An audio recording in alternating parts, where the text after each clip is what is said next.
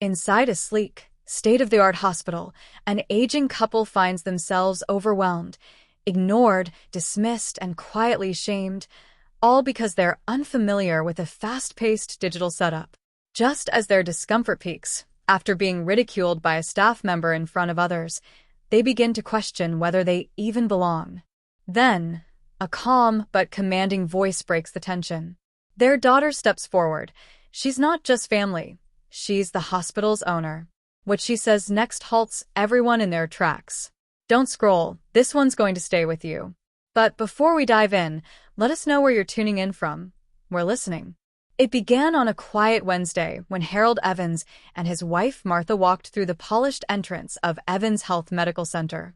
Recently upgraded with cutting-edge systems and a promise of patience above all, the facility hummed with soft clicks and subtle motion. A row of self-service terminals lit up the lobby, directing visitors to scan codes, grab virtual tickets, and navigate with little assistance. For the tech-savvy, it was second nature. It was seamless for others, but for Harold and Martha, both well into their 70s and raised on handwritten records and courteous conversation, the high-tech environment felt like stepping into unfamiliar territory without guidance.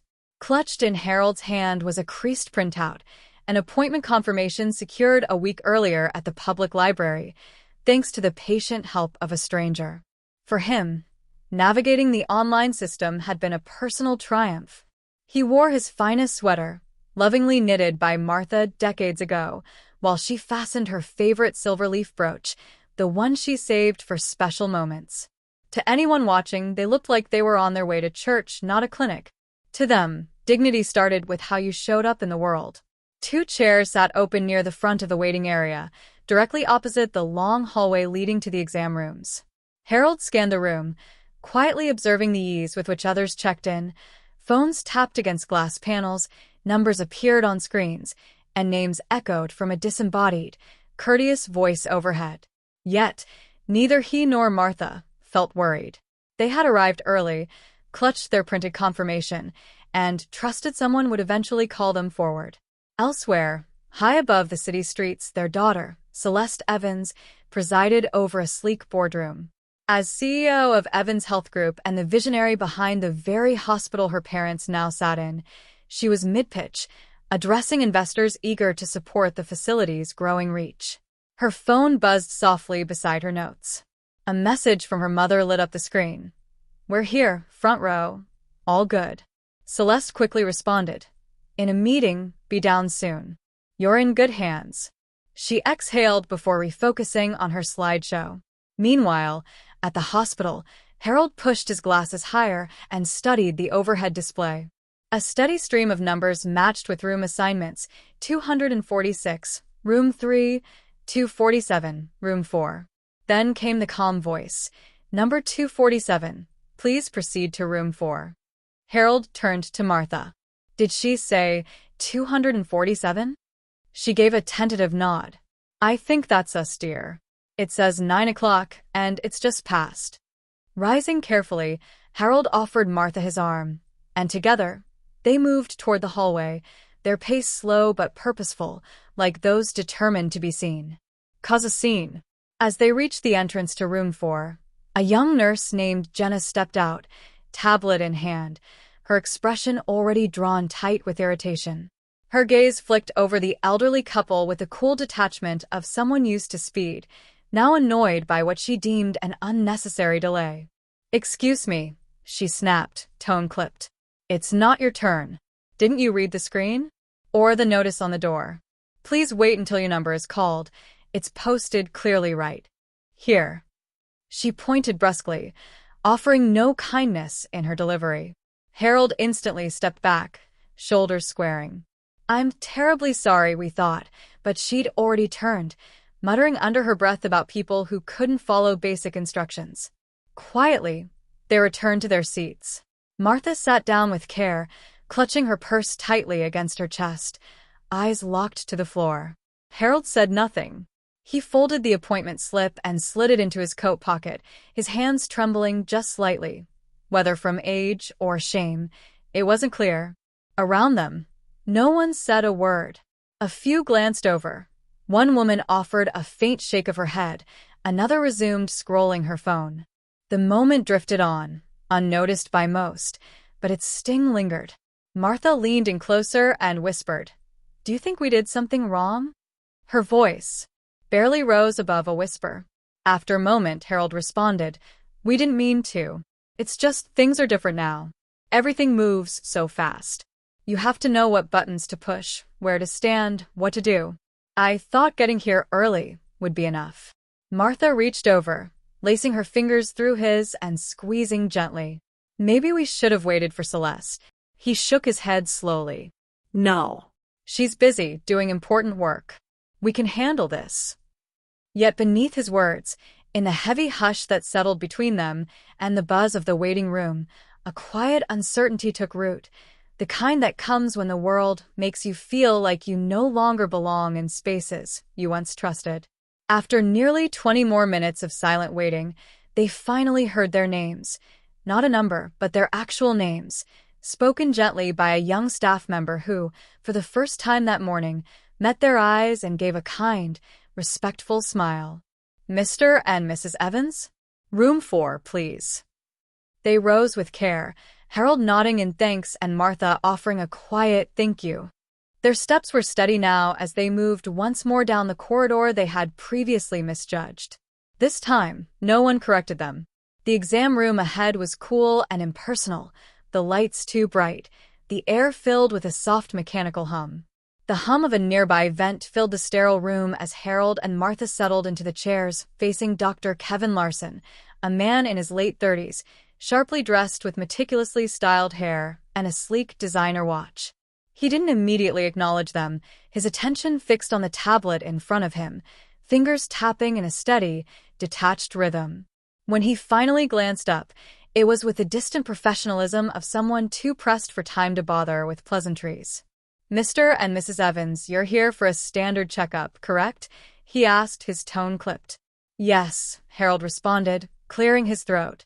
"We had a few concerns, blood pressure, joint stiffness, and Martha's been having trouble sleeping." Martha gave a small nod, her hands clenched in her lap. "Also, I came across some natural remedies like turmeric ginseng. I wondered if they might help with inflammation, maybe reduce the discomfort a bit." Larson arched a brow.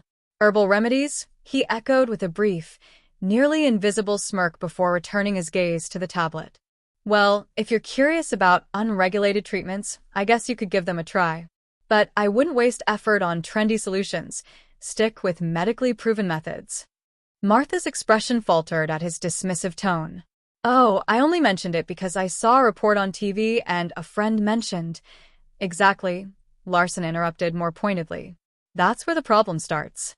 There's far too much misleading information out there, especially online. One headline, one casual conversation, and suddenly people think they've cracked modern science." He looked up sharply. "The key is knowing what's credible. Otherwise, you risk falling for fiction." Harold shifted slightly, a ripple of discomfort visible in his eyes. We weren't trying to challenge your expertise, doctor. We just wanted to understand what's best," Harold said gently.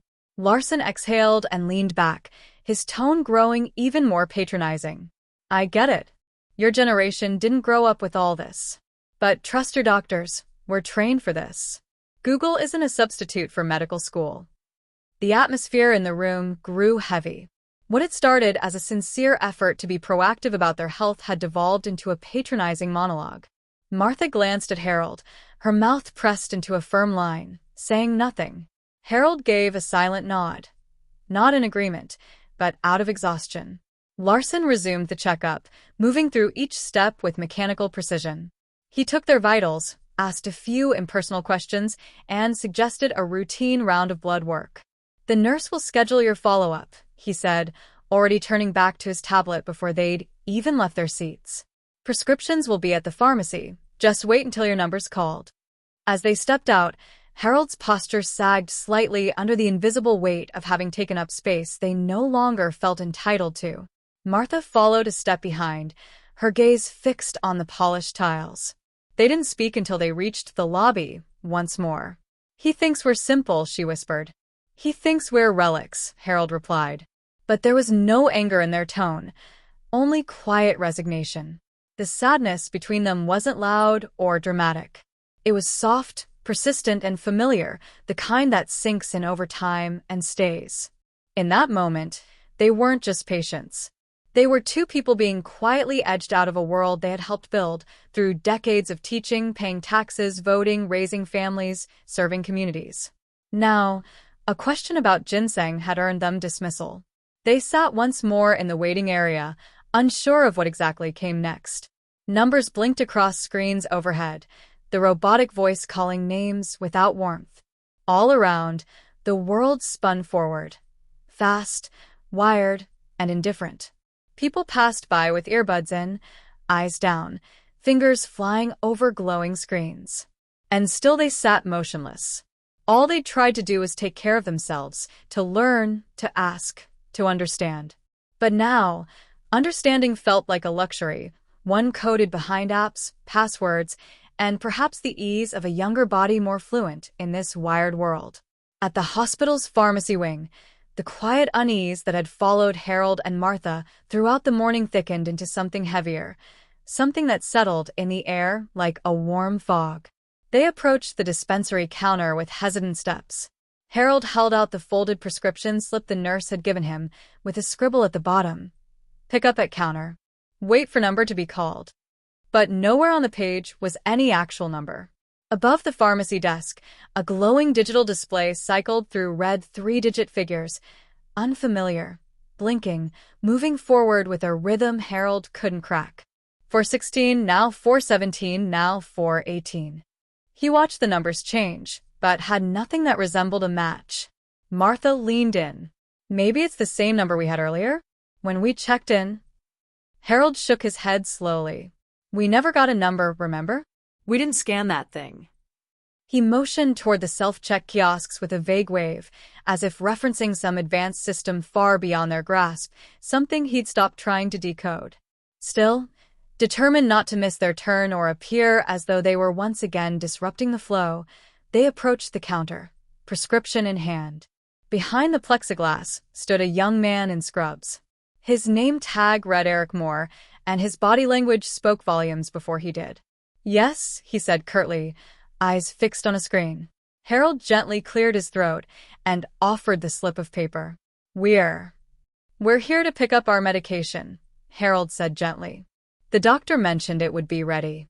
Eric gave the slip a cursory glance, then turned to his screen with a furrowed brow. This hasn't been entered yet. You need to wait until your number is called, he said, gesturing toward the glowing monitor overhead. His tone carried the exasperation of someone speaking to children, not adults. Harold attempted to clarify. We weren't issued a number. I believe there may have been. Eric cut in louder now. Look, sir, we follow a system. When you skip steps, it throws everything off. You're delaying the entire process. He leaned in, his voice rising. Seriously, I don't get why people can't follow the most basic instructions. It's written everywhere. Martha recoiled at the intensity of his words and murmured, We didn't mean to cause any trouble. Eric scoffed and muttered, This isn't a senior lounge. We're running a hospital. A few heads in the waiting area turned their way.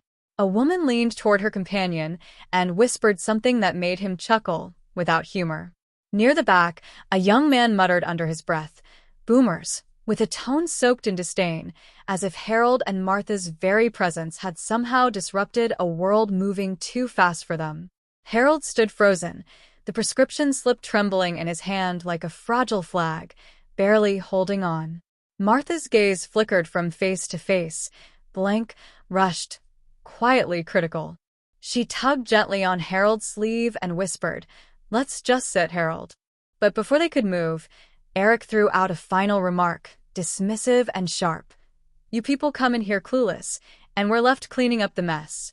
It wasn't just the words, it was the tone. That casual contempt, the unspoken belief that ignorance was a flaw, that not knowing made them inferior.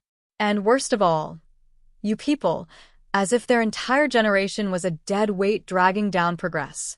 Harold and Martha backed away in silence, like retreating soldiers from a war they never enlisted in.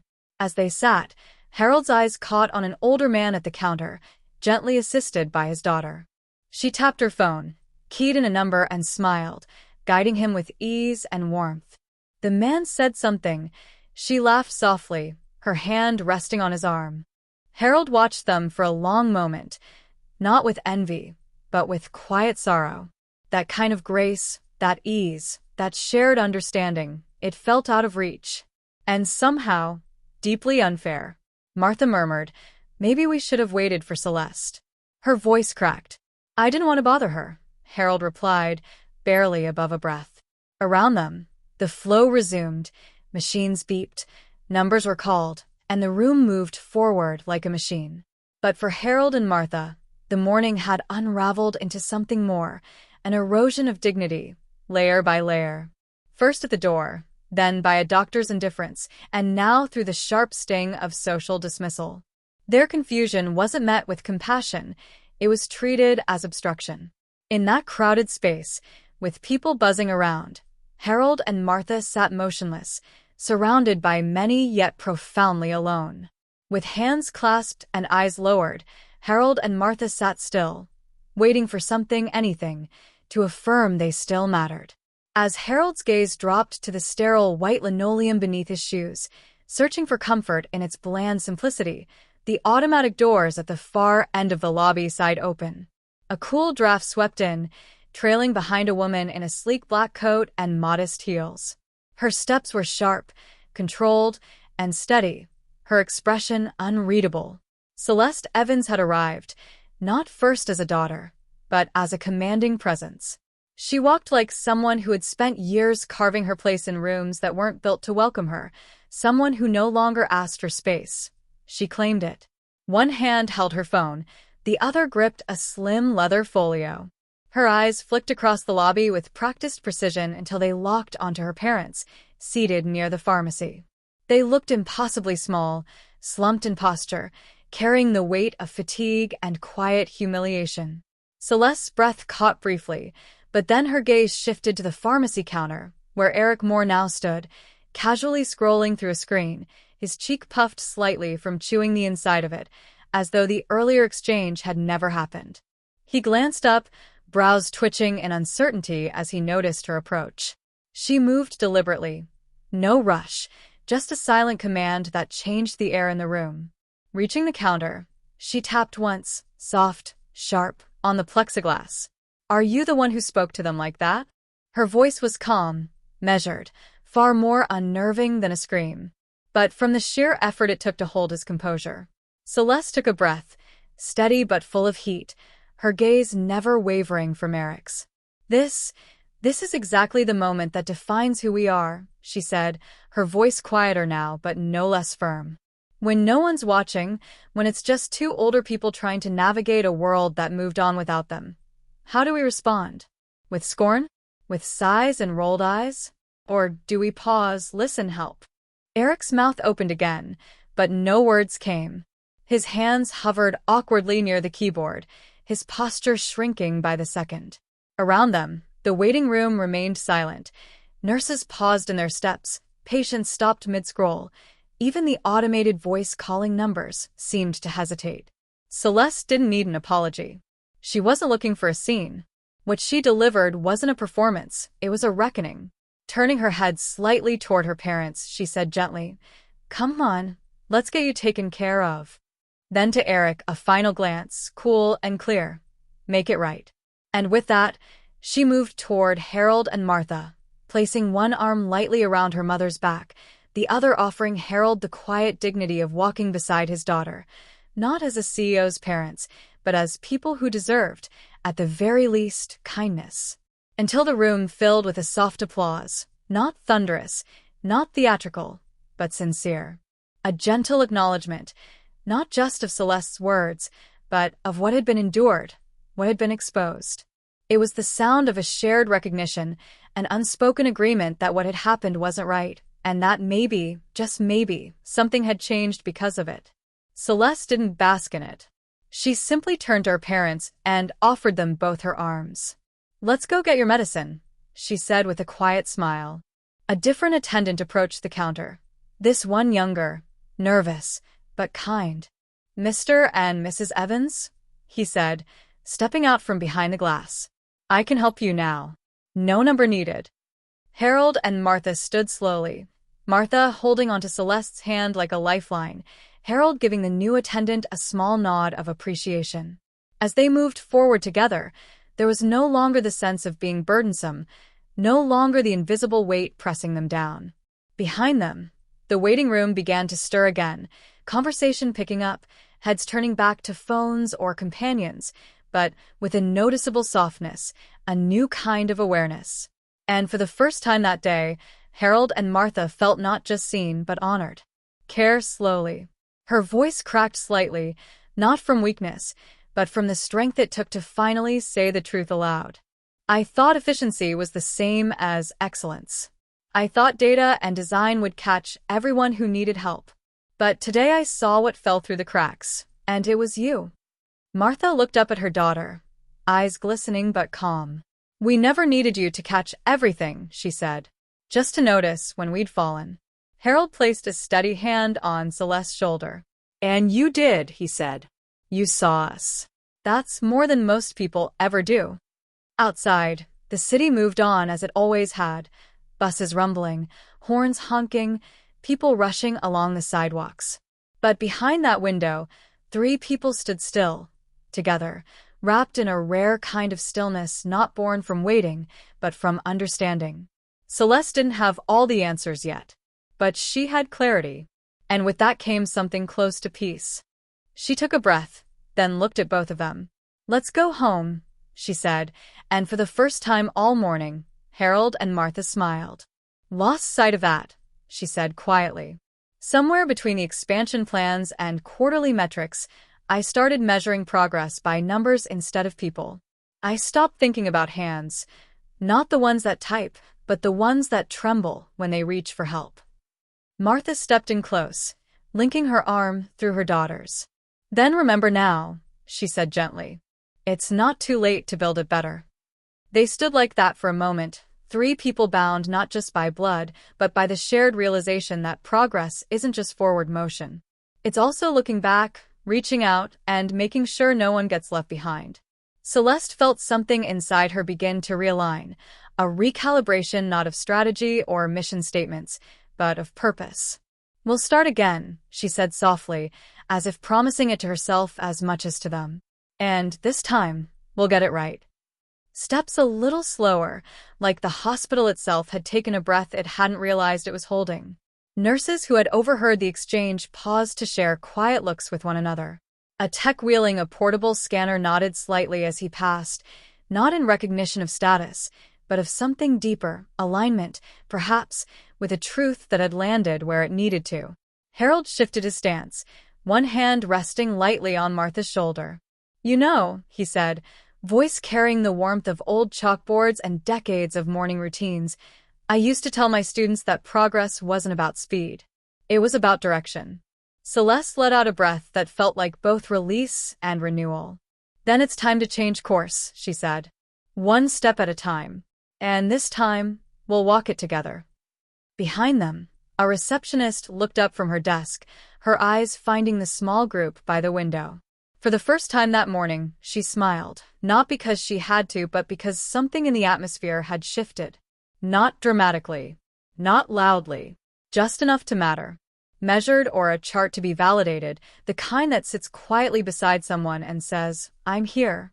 Outside, the wind stirred the trees lining the hospital's drop-off loop, scattering the first hints of spring across the pavement like confetti from a celebration no one had planned. Celeste glanced out the window, watching the petals dance before turning back to her parents. "We'll get lunch," she said suddenly, with the softness of a daughter and not the precision of a CEO. "Somewhere with real menus. No QR codes." Martha chuckled, the sound faint but full, like the crackle of a record player in a familiar room. "And cloth napkins," she added. "None of those paper ones that fall apart." Harold smiled, the lines on his face deepening in that way they always had when he felt proud but didn't want to say it aloud. "And pie," he said. "If we're doing this right, there should be pie." They left the hospital not as patients or administrators. not as relics of a slower world or champions of a faster one, but simply as a family, walking out through the same doors they had entered with heaviness, now lighter for having faced something that mattered and choosing, together, to change it. Before answering, her voice steady. We all forget sometimes. What matters is what we choose to do when we remember.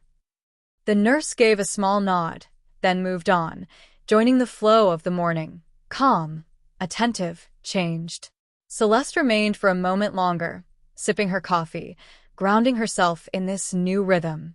The hospital hadn't been rebuilt, but it had been rehumanized, reshaped not by grand policy shifts but by intention, by the decision to notice, to care, to slow down. Her phone buzzed in her coat pocket. A text from Martha. We're trying that cafe you mentioned. Your dad's already talking about the pie. Join us? A smile tugged at Celeste's lips. Be there in 20, she typed back. And with that, she turned away from the lobby, not leaving her work behind, but walking into it, finally as the person she'd always meant to be. Not just the builder of systems, but the bearer of their soul. Isn't only found in prescriptions or procedures, but in patience, in presence, in the unspoken grace of being seen. Word spread, not through headlines, but through stories shared in waiting rooms, in family dinners, in quiet conversations between neighbors. People said things felt different at Evan's health. Kinder. Safer. More human. And while Celeste still made decisions from boardrooms and strategy meetings, she never stopped walking the lobby. Never stopped watching. Never stopped remembering the morning her parents nearly disappeared inside a place meant to hold them. She kept that envelope in her top drawer, not as a trophy, but as a compass. A reminder that no matter how far the future stretched, it must always make room for those who paved the way there. And in that gentle, ongoing course correction, the hospital, like its founder, kept becoming something more than it was before. Not perfect, but present. Not just built, but rebuilt with care. But most of all because healing isn't a service. It's a relationship. A promise that no one, regardless of age, knowledge, or ability, should ever feel small in a place built to make them whole. And so the hospital stood, not just as a place of medicine, but as a place of memory and hope, shaped by a daughter's reckoning, her parents' quiet courage, and a single moment that reminded everyone what care truly looks like. It doesn't wear a title. It doesn't rush past. It stops. It listens. It sees. And that's where healing begins.